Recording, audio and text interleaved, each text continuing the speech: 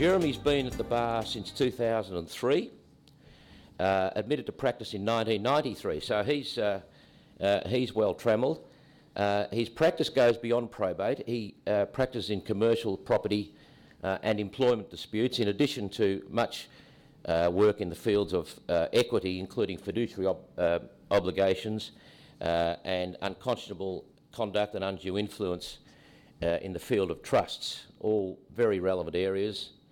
Vide the estate of Lang Hancock and the various trusts that have run from that and will continue to run from that for many years to come.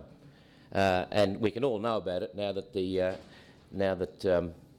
New South Wales Supreme Court, I think it was Justice Bretherton 2 days ago, lifted the publicity ban on all that. So I think I'll take a couple of days to read all that just to bring me up to date with the law of trust and what you can and can't do in those sorts of large estates, or large trusts.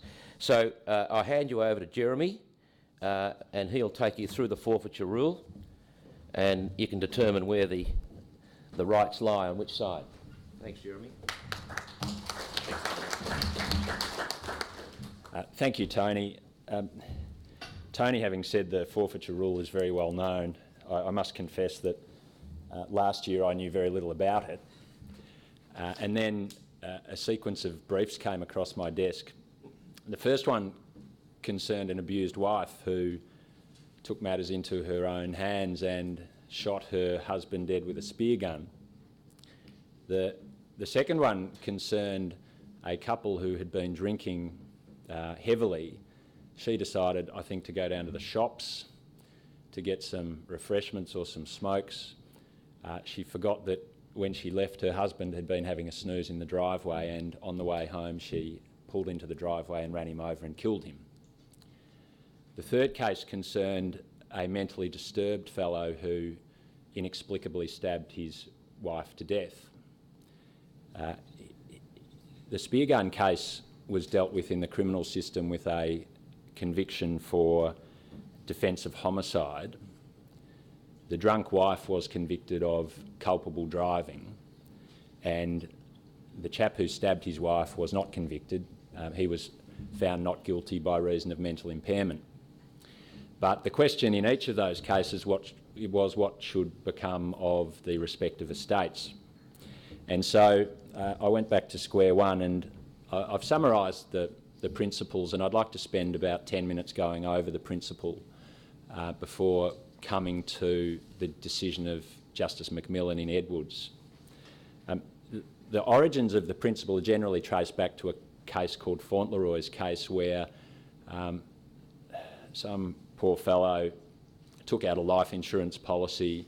He committed or was found guilty of an act of forgery, and he was hanged, and the question was whether his estate or his wife could take the benefit of that policy. And the court said, no, you can't. That benefit was brought about by the capital felony of the assured. And so that broad public policy approach, you can't benefit from your crime, underpins the forfeiture rule. But in a testamentary context, the rule wasn't really expressed until a case called Cleaver's case in 1892, where you'll see the classic expression of it in paragraph 2. No system of jurisprudence can, with reason, include amongst the rights which it enforces rights directly resulting to the person asserting them from the crime of that person. So that's the classic statement of the rule. As to its origins and how it comes to be where it is today, this was explored by Justice, or President Kirby as he was, in a case called Troyer's case, which is the one to which Tony referred. His was a dissenting judgment in that case, and I won't go through the observations he makes about the history of the rule, but what he says is that it's really developed without a great deal of consideration as to its scope, its exceptions, and the underlying rationale for it. And he posed the question whether it's grounded in unconscionability or unjust enrichment, or ex terpia causa, which is that a cause of action shouldn't arise from from the misdeeds of the plaintiff. Now, I'll just make some quick observations about the application of the rule generally. It applies to jointly owned property, so that if a joint tenant kills another joint tenant, he will hold it on a constructive trust for the estate of the deceased. It applies to manslaughter, according to the High Court in Helton and Allen. Whether the killer killed to obtain a benefit is utterly irrelevant. It won't apply in a case of insanity, and presumably under the crimes, not guilty under the Crimes Mental Impairment Act. And it doesn't affect the rights which the killer might assert under a Baumgartner-style constructive trust. So if a killer has built up some interest in a property that might be protected by the Baumgartner-type trust, then that's obviously not going to be affected. Now, the English authorities applied this rule with absolute rigidity and no flexibility whatsoever, no sympathy for a killer who may have had, if not good reason, at least some understandable excuse. What happened in Victoria and New South Wales in the 80s and 90s was that there was a sequence of decisions that said, well, hang on, the English approach is too rigid, too inflexible. And the first case was Public Trustee and Evans, where Justice Young heard about a situation where a husband had assaulted his children, threatened to kill the family, and the wife took a loaded gun that he had placed on the table and shot him. And the trial judge in the criminal proceeding had discharged the jury under a provision of the Crimes Act and released him without acquittal with a nominal penalty. And Justice Young, when the probate matter came before him, said, no, this is a situation where a court of equity in good conscience is permitted to limit the effect of the rule. So a flexible approach based on equitable principles, according to His Honour. That was then applied by Justice Carney in New South Wales in Fraser's case, and then it was applied by Justice Coldry in the case to which Tony referred a few moments ago. In that case, His Honour was dealing with a situation where the woman was contemplating suicide. She decided that she was contemplating leaving him, and then she was very disturbed, emotionally disturbed and mentally disturbed, and she shot him. And His Honour looked at the English authorities, and particularly a case called Giles, where the wife, and I quote, had dispatched her husband with a blow from a chamber pot. And I only read that out because I wanted to. And the rule was applied rigidly and with no flexibility. And so His Honour looked at the New South Wales decisions, which gave him a line of authority to rely on, and he said that the moral culpability was diminished to the extent that the forfeiture rule shouldn't apply. So I think Justice Coldry had good grounds for that decision. It was consistent with two trial judges in New South Wales. The same approach was taken by Justice Nathan in a case called Miliankos. Now, we then get to Troyer's case, and I've referred to Justice Kirby's dissent already. The leading judgment in that case was delivered by Justice of Appeal Marr, and it is quite a withering judgment. He said, the basis of this doctrine is public policy. The rule is absolute and inflexible. It's not to be applied on a discretionary basis by reference to matters of conscionability. And he went further than that. He said that all felonious killings are contrary to public policy and, one would assume, unconscionable. Indeed, there is something a trifle comic in the spectacle of equity judges sorting felonious killings into conscionable and unconscionable piles. It follows that I'd regard the decisions of Justices Young, Carney, Coldry and Nathan as incorrect. Now, he also referred to high-minded jurists So it was a fairly, as I say, withering judgment. Justice of Appeal Marnie agreed. Justice Kirby, in his dissent, was not at all perturbed by the reference to high-minded jurists, and he said, look, usually this rule will deprive the wrongdoer of any benefit whatsoever, but sometimes it's going to have the effect of unjustly enriching third parties, and that must be avoided. By that I mean it's going to go to a person to whom it should not go in all of the circumstances, because the wrongdoer should not be deprived of that estate. Now, the proposition that this then left a line of authority of several trial judges in Victoria and a court of appeal in New South Wales. A matter came before Justice Gillard in the estate of Sukup. This was a terrible case. Again, wife and husband married for 12 years. He was in his mid-70s. She was about 70. She announced that she would be leaving, and the next morning he strangled her. And I've only read the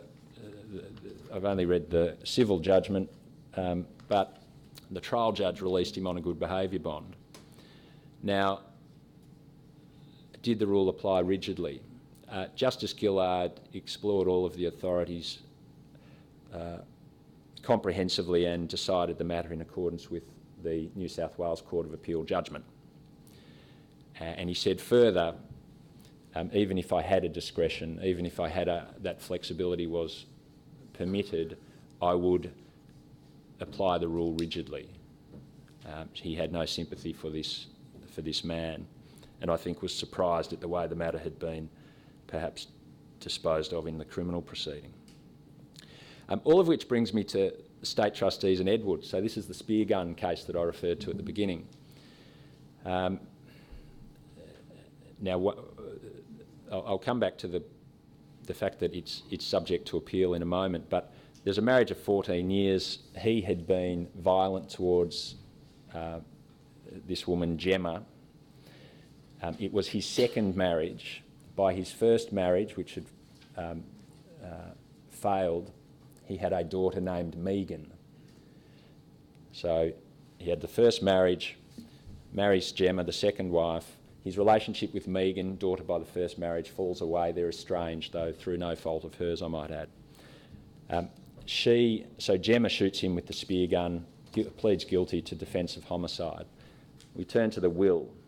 He has an estate of about $1 million. He gives his whole estate to Gemma, his killer.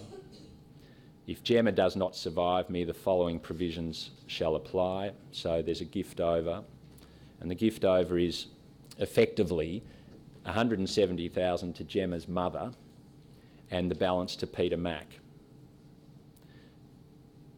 Now, Megan was specifically, in the terms of the will, specifically excluded. So his estranged daughter, I don't want anything to go to my estranged daughter. The will obviously didn't contemplate a situation where the will failed for, the primary bequest failed for any reason other than the death of Gemma. And so state trustees, having been appointed executor, applied to the court under Order 54, seeking guidance as to A, whether the forfeiture rule applies in the circumstances, and B, whether the estate should be distributed on the basis of an intestacy. Two very interesting questions. So on the first of those questions, Justice Macmillan found that the rule did apply, the forfeiture rule did apply, and she applied it consistently with Troyer's case. And I'll just take you through her reasoning. She said that this rule is not so much a rule as a collection of rules that apply this public policy principle. She said that the decisions of the New South Wales Victorian line of authority shouldn't be followed. But she said, when you talk about public policy, it's not a broad proposition of public policy, it's quite narrow. A judge can't weigh that public policy consideration against all manner of other public policy considerations. A judge can't do that. And a judge cannot modify the rule to accord with what the judge thinks is fair in the circumstances. That would be to substitute the judge's own opinion for a rule based on long-standing authority and a very precise principle. So hardship to the defendant, irrelevant. Moral culpability, irrelevant. And she made the observation that the tragic circumstances often in these cases may explain what happened, but it doesn't excuse the deliberate killing of a person. Her Honour said, now, the equitable device for dealing with this situation, the device for dealing with this situation is a constructive trust. So Gemma, having killed and being the primary beneficiary, holds the estate on a constructive trust. That's the equitable mechanism, and I'll come back to that in a moment. But Her Honour said just because it's a mechanism or device of equity doesn't mean you import equitable concepts and the notion of unconscionability into the application of the rule. And I think that's a very important observation. She said, just because that device is applied doesn't invite inquiry into diverse matters that might render retention of the benefit unconscionable. The rule is not equitable in nature, there's no discretion. So, and Her Honour then posed the question, am I bound by the New South Wales decision? She referred to Farrer Constructions, a decision of the High Court, which said, well, trial judges should not depart from decisions of intermediate appellate courts in another jurisdiction unless convinced the decision is plainly wrong. Her Honour looked at the line of authority and said, no, it's not. Obviously, it's not wrong. I have no discretion to grant relief from the forfeiture rule. Now, that part of Her Honour's judgment has been appealed by Gemma, the wife, and that appeal will go before the Court of Appeal, I think, in March. Now, coming to the second part of Her Honour's judgment, what happens to the estate in this situation? We know that the appropriate mechanism is a constructive trust. I've already told you that, but it seems very obvious, but I'll take you through what happened in this part of the judgment. You need to understand a case called Eckert and Merida, which I've referred to in the paper. This is a case where very similar. There's a provision in the will if the wife predeceases, gifts over. And in that will, the gifts over are to the daughter of the deceased and his stepdaughter. So his daughter from his first marriage and his stepdaughter from his second marriage to the woman who killed him. And Justice Windayer found that there was an intestacy. The contingency had not occurred. She had not predeceased him. It goes on intestacy. He rejected two propositions. He rejected firstly that the killer should be treated as having predeceased the testator. He said, no, that's not right. Secondly, and more importantly, on the constructive trust question, he said, look, a constructive trust is not the right mechanism here. A constructive trust shouldn't be imposed. What happens is that the interest of the killer has been forfeited. Forget about constructive trust and equity. And to be fair to His Honour in that judgment, he dealt with it fairly quickly, that aspect. It was followed by a decision in Hales, which I've referred to, and in that one the court said, yes, a constructive trust is the appropriate mechanism, and you've got to apply it to avoid unconscionability. You've got to, and you can apply it to give effect to an intention which is not expressed in the will. The court should make the murderer hold the estate on trust for the person it thinks appropriate. Now, coming back to Edwards, Justice McMillan, in a way that, to be frank, I couldn't get those two decisions to reconcile in any way. Her Honour deals with them in this way. She says, Eckert is wrong because a constructive trust is the right mechanism. Hales is wrong because whilst constructive trust is the right mechanism, it's not to be applied in the way His Honour applied it in that case. The killer, the way he applied it in that case was that there was no principled basis for doing it. She said rather, it breaches Justice Dean's admonition in Mishinsky and Dodds against employing a constructive trust. And I'd always sort of wondered about this term, but it makes sense. Employing a constructive trust as a medium for the indulgence of idiosyncratic notions of fairness and justice. And it wasn't until I read Her Honour's treatment or reflection on that phrase from Justice Dean that it made sense. She said, importantly, what was done in Hales breaches a fundamental principle of will construction, and it's quite a good judgment in that respect as well. She talks about the principles of will construction. She says you've got to look at the terms of the will, read as a whole, in light of any admissible extrinsic evidence. Now, so how should this be dealt with? Well, it was to be dealt with in the way urged by the executor in this case. A constructive trust should be imposed, and the killer holds on trust for A, anyone entitled on the precise contingency, which you're not going to see in too many wills.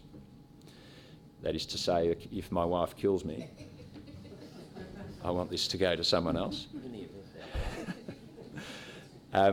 B, then it will go to any residuary beneficiary, or C, it will go to the next of kin on intestacy.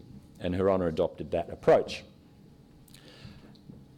Her Honour then has to consider one more question, and that question is whether that gift over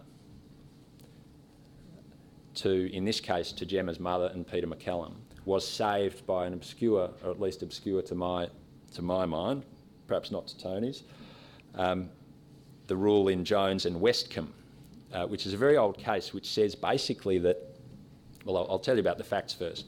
This chap leaves his, effectively leaves a gift to his unborn son with a gift over to the wife, because his wife is pregnant at the time he makes the will. But when he dies, and it turns out the wife wasn't pregnant at all. And the question is whether that contingency, the contingency in that case, yes, the gift over was to the wife if the son did not survive him. Now, the son actually was never born. The court in that case said, look, the gift over takes effect. It takes effect because the court needs to consider whether it must nevertheless have been intended by the deceased to have effect. And in Eckert's case, coming back to Eckert's case, the court in that case where the wife had killed and there was a dispute between the daughter and the stepdaughter, said, look, that's a contingency. It's not one which a testator can decently provide for. And what's more, in Hales, the court said this rule is impossibly restrictive, basically as to be irrelevant. But it has been applied in cases, as it was applied in Jones and Westcombe, and it's been applied in other cases. So how do you reconcile those two lines of authority? It's another difficult question Her Honour had to grapple with. Her Honour rejected the criticisms of the rule, said it's not impossibly restrictive, and she came back to the principles of will interpretation. She said, you've got to look at the contingency described in the will and ask, had the deceased contemplated the contingency that did in fact occur, would he have wanted the gift over to operate? But that question's got to be informed by what is written in the will. So it's not that hard.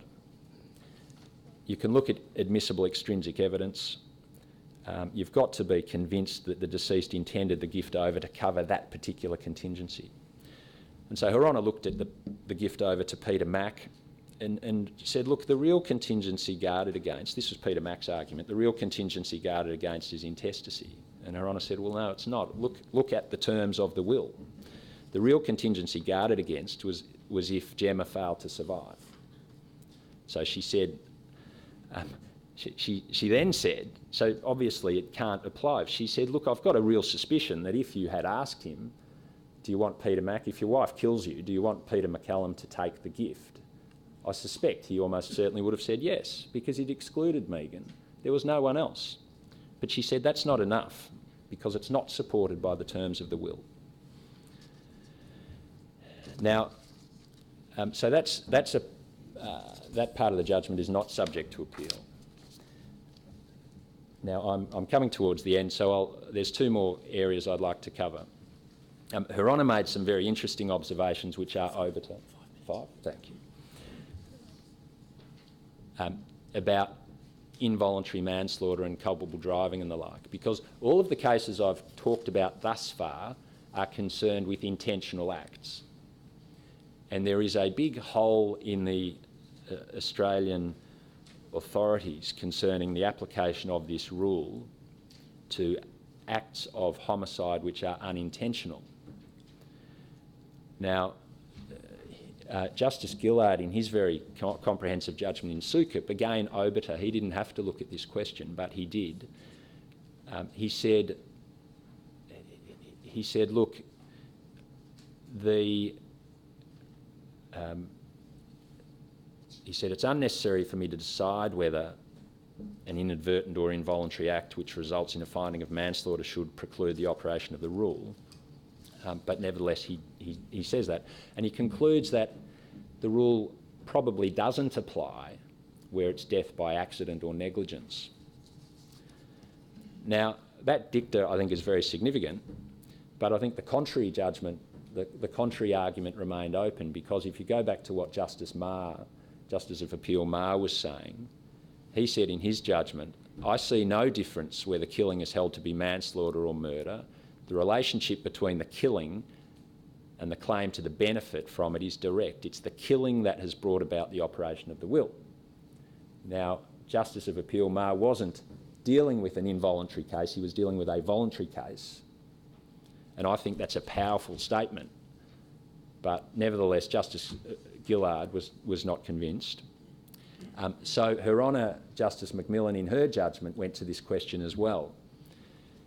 And she said, well, look, while Troyer, so Justice Marr's judgment, would appear to cover all types of manslaughter, that case was in fact concerned only with a deliberate act. Her Honour was inclined to agree with Justice Gillard, and significantly, Her Honour said she was even more doubtful about the application of the rule in a case of culpable driving. So that part of the judgment is significant also. Now, having said all of that, that very rigid line of British authorities was dealt with by the Parliament in the UK with the Forfeiture Act in 1982, where the judge was given some latitude in the application of the rule. The ACT in New South Wales followed suit, and a couple of years ago the Law Reform Commission was commissioned to have a look at this question. And on the 14th of October, so just last month, they tabled a report concerning or proposing the introduction of a Forfeiture Act in Victoria, and there were 23 recommendations. I obviously won't go to them all, but the key recommendations were that the Supreme Court should be empowered to make a forfeiture rule modification order if satisfied that, having regard to the offender's moral culpability, responsibility for the killing and other matters as appear to be relevant, the justice of the case requires the effect of the rule to be modified. Secondly, it would specify that the forfeiture rule doesn't apply where there's been an offence of dangerous driving, manslaughter pursuant to a suicide pact or infanticide. And thirdly, that in relation to contingent gifts over, so that very troubling question that Her Honour had to grapple with, that the very simple solution they propose is that the killer be treated as having predeceased.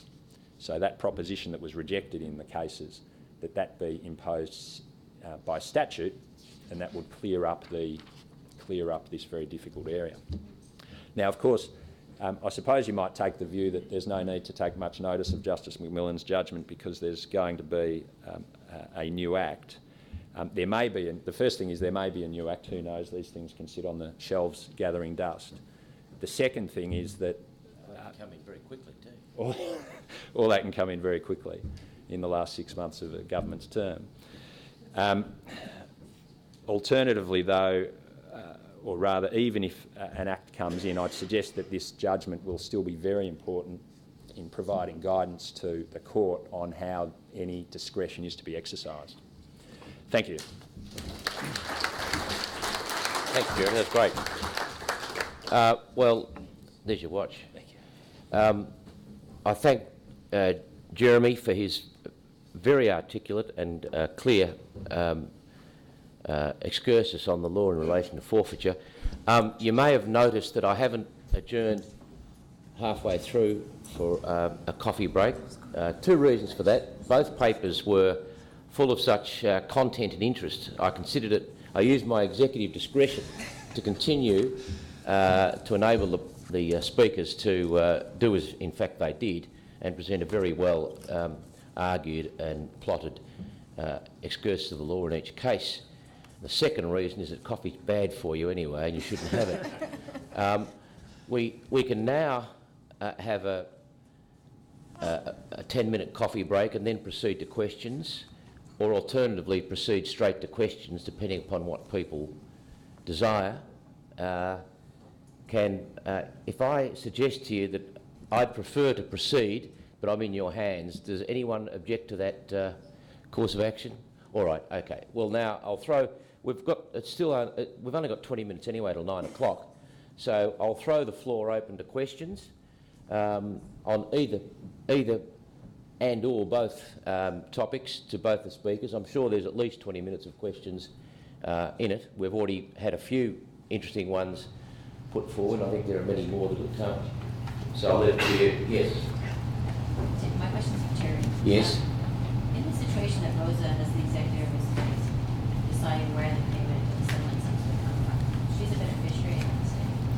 So in effect, it seems to me she's in a position of conflict. Yes. Was that discussed? Yes, that was part of the... Sorry, would you mind repeating the question? Oh, sorry. I think it's partly my fault. These microphones, I haven't been instructed. I assume that... The question was, Rosa being a beneficiary of the estate as well as being the executrix was in a position of conflict. Was that discussed? And the answer is yes.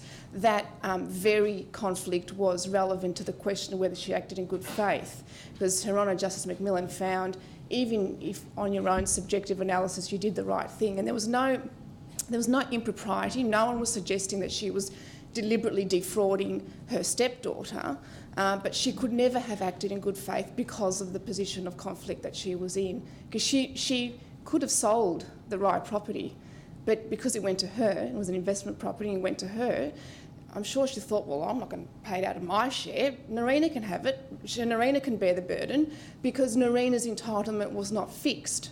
And so she believed that she had the discretion to take wholly from Narina. And that may very well have been the case if Narina was happy for her to do that. And there was some other compensatory measure that was put in place to look after Narina. Yeah.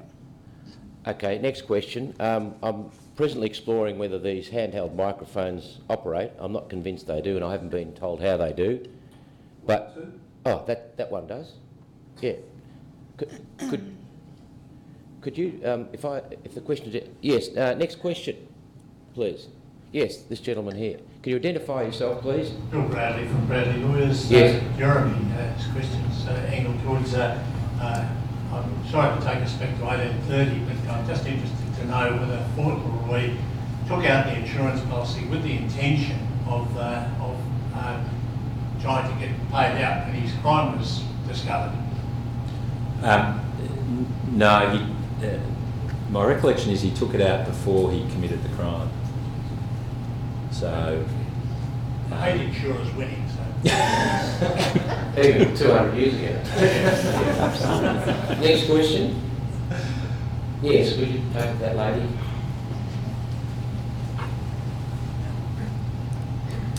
Angela Curcio, Fish and Prey. My question is for Jeremy.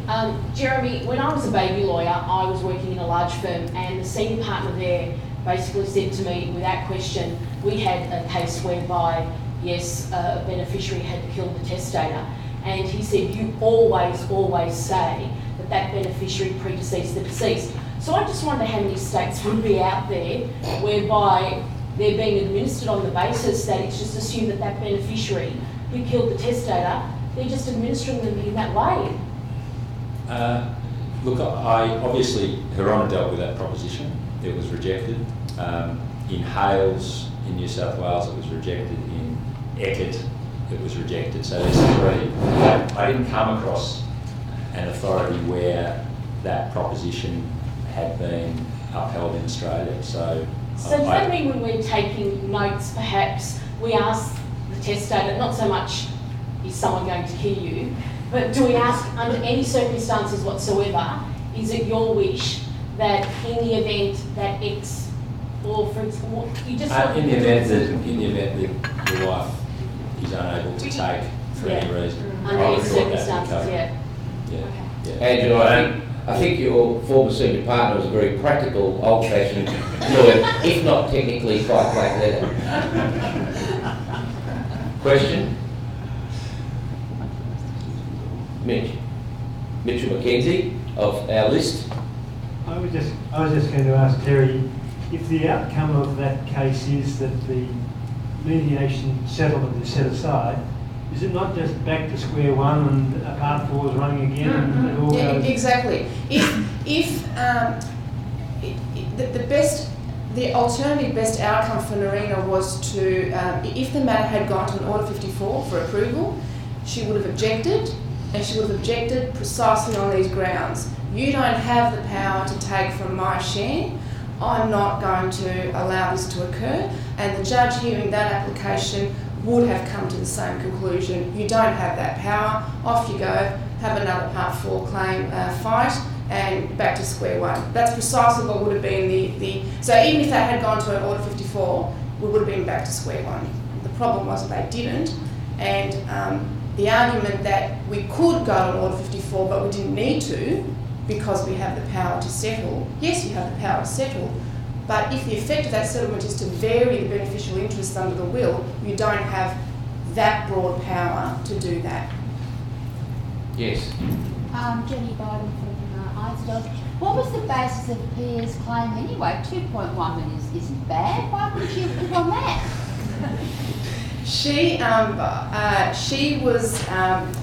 It was a very complex father-daughter relationship. She was wholly dependent on her father. She actually sold her house and her business to look after her father, and she sold her house and went to a retirement village. She was only, I think she was only 40, she was early 50s. She went to a retirement village to live next to her father to look after him. And there was quite a bit of discontent between stepmum and daughter because of this close relationship. She argued also that the 10 flats that were left to her were basically a demolition site. So they needed a lot of work to be maintained and kept up, and she really wasn't getting $2.1 million worth of real estate. She was getting a vacant block of land that needed to be demolished and rebuilt. And she had some physical and mental disabilities, so there was a need, and as the barrister for the estate made clear in his advice that was disclosed as part of these proceedings, he thought that it was there was a risk that she would be given further provision because of this complex relationship, and that it was in the interests of the estate to settle this rather than go to what would have been a 3 to 4 day trial at least, with valuations of property and the like. So in counsel's opinion, it was a good settlement, and it may very well have been, but the further steps weren't taken to secure that settlement. So it was attended with particular facts. That's why it wasn't. It's definitely, each case turns on its own facts, and if you read the decision, there was some complex factors concerning that relationship. I just don't understand how the executor thought they didn't need, that they were going to do this settlement without and take it away from. I agree. So that's bizarre. It seems obvious. It seems obvious. I acted for Pia in the Part 4 claims at the mediation, and we were offered, the question was put, where are we going to get this money? And the answer was, we don't care. That's your problem. So you didn't do the advice, Teri? No. Oh. I want to read that advice. No, but our response was, you're the executor, you figure it out. We're not going to make that decision. If you believe that you have the power to take it from Narina, that's your issue. We just want our money. Now, I don't see how that could, yeah, I just find it odd. I mean, as you say, it's late in the day, but... Yeah. Questions? John, did you have your hand up or are you scratching your ear? Scratching. Yes. Hi, it's John Hascombe, Carter's Lawyers. Yes. If instead of going through all this, there had been Order 54 procedure and gone down that track, who would have paid the costs of all the proceedings? Of the Order 54 procedure, they'll come out of the estate. So in effect, if it had gone down that track, would the residual beneficiary, the real it was, basically pay for it? Yes. I mean, it would come out of the estate unless the court found that it wasn't. That would come out of the estate because the executive would have been well within her rights to make the application. So yes, it would come out. Correct. Yes. So yes, Narina would have paid for that in any event. But as it turned out, not only was Rosa obliged to pay back the money out of her own pocket because she wasn't indemnified from the assets of the trust. Because Pardon? She was badly advised. Yes, that was a problem. Yeah. Georgina. Thanks, Teri, and thank you, Jeremy. Look, we've been involved in many mediations. I think Jeremy, you yourself, and I, Teri, and you would never ever settle a case like this without referring it off to an Order 54. I mean, the danger for the barrister involved, the solicitor, and the client having to pay all the costs on an indemnity basis, let alone the fine of $250,000 is, the insurers no doubt will be involved. So I'm really quite surprised that they went down that path just for the client, for the legal system, the legal process. The rules are pretty clear. Yes, there is this power of the Trustee Act, but you never, and I'm trying to be in the same position. You get it across to the practice court, you get it before Kate, you give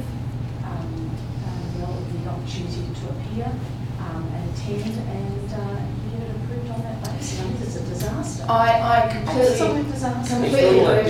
Is it? I completely agree. And in fact, we asked on many occasions, do you have authority to settle on behalf of Narina? We were alive to that question.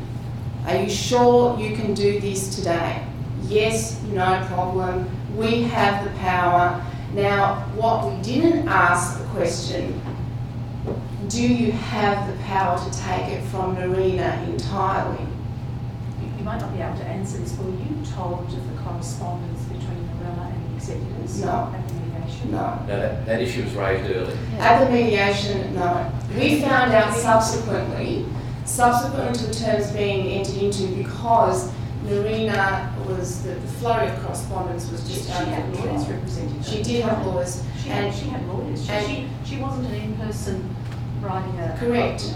It was after... She had a very reputable solicitor acting for her. It was after the event. We then discover, oh dear, she's told the executor, if my entitlements are going to be affected, let me know.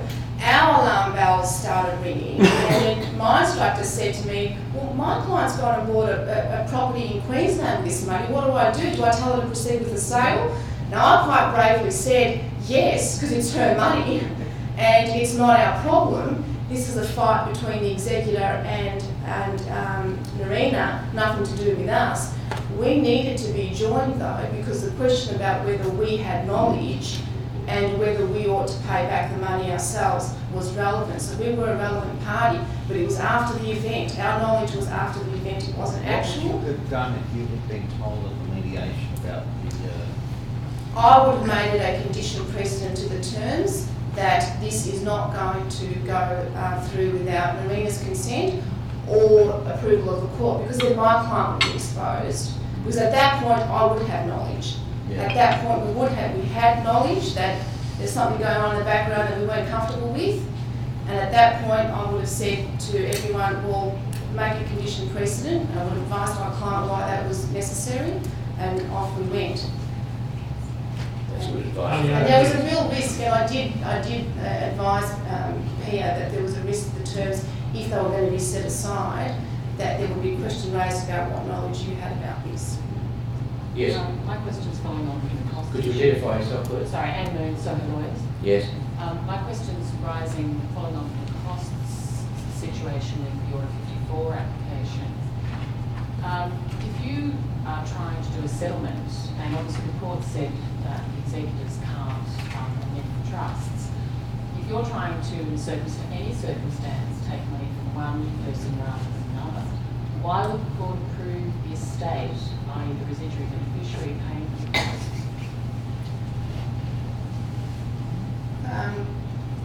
Just pinpointing what I'm concerned about is yes. so basically all mediations, people coming along and saying, oh well, we said we'll make it conditional on the court approving. Well, if you're taking money from another party, why should the court approve? Why shouldn't the court say the whole thing has to be heard? It would depend on the circumstances in which it's being done to some extent. If that person is playing a cute game or is being unreasonable, then they may be mulcted with the costs by the court. But the court can make its mind up on the application, the Rule 54. It's a good question. I don't think it should be an automatic assumption that you're going to be saved by the Order 54. No, and costs are discretionary, of course, and thank you for clarifying it. And if the judge in the Order 54 application came to the conclusion that this was so obviously not the correct approach for the executor to take, then yes, there may be a risk that the executor would not be fully indemnified for the cost of that application. Yeah. It strikes me that there are statute of limitation issues here. Narina doesn't bring her claim until well after, it seems to me, it must have been well after 6 months. How did she manage to get her claim on? No, the claim for the overturning of the terms of settlement? Yeah. No, that was done straight away. Immediately. Yeah, there was no 6 month time limit at all, no. She acted very promptly. I think it's important to note in the context of the Rule 54 procedure that it's really no different, going on from what Georgina said, from having an approval of a compromise for an infant. So you just go across to the court on Rule 54. It does cost money, but it has to be done. Otherwise, the whole thing falls down. I've been given the wind up. We're getting the neck wind up from Michael. I'd like to thank very much Teri and Jeremy for their excellent presentations and for creating an environment to discuss and analyse these issues, which are important issues and ongoing issues. And good luck for the brave new world on the 1st of January. Thank you, Simon.